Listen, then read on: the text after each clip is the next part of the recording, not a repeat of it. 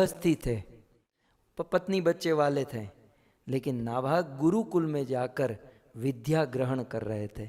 नाभाग के विषय में कहा गया विद्या व्यसनी थे, विद्या ग्रहण करने में पड़े रहते थे, और इसीलिए ब्रह्मचारिणम आगदम, वे ब्रह्मचर्य व्रत का पालन कर रहे थे। गुरुकुल में ब्रह्मचर्य व्रत का पालन कर रहे थे।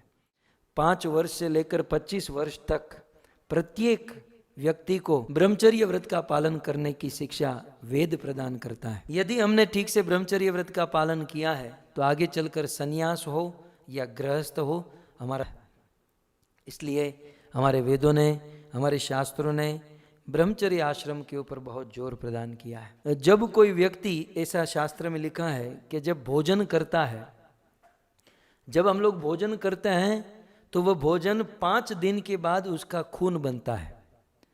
भोजन जब हम करते हैं तो 5 दिन के बाद उस भोजन का ब्लड खून बनता है, 10 दिन के बाद मांस बनता है, 15वें दिन मेद बनता है, 20वें दिन हड्डी बनती है, 25वें दिन मज्जा बनती है और 30वें दिन वीर्य बनता है। ऐसा कहते हैं कि 1 किलो भोजन कोई करता है तो 30 दिन में 30 किलो भोजन करेगा।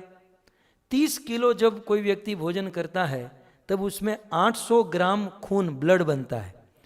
30 किलो भोजन करने से, और वो भी भोजन ब्रेड या पाव या ऐसा नहीं होना चाहिए, भोजन भी यदि गुण वाला हो तो एक दिन में 1 किलो, 30 दिन में 30 किलो, 30 किलो जब भोजन करते हैं तो 800 ग्राम ब्लड रक्त बनता है, और 800 ग्राम रक्त ब्लड जब जलता है तब 20 ग्राम वीर्य बनता है।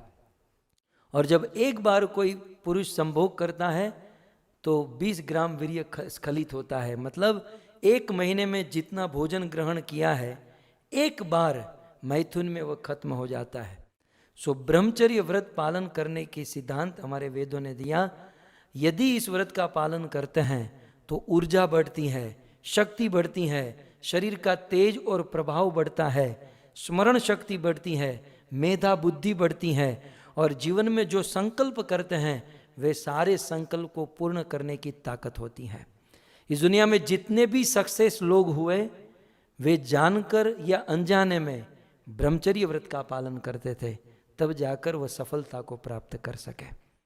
सो ब्रह्मचर्य व्रत संसार की वस्तु या फिर ब्रह्म को, भगवान को प्राप्त करने के लिए बहुत सपोर्ट करता है।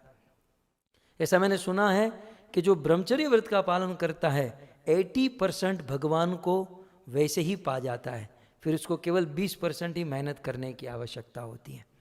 सो इस प्रकार से नभग के पुत्र नाभाग ब्रह्मचर्य व्रत का पालन कर रहे थे, जिस ब्रह्मचर्य व्रत को बड़े बड़े योगियों ने, मुनियों ने सराहा है।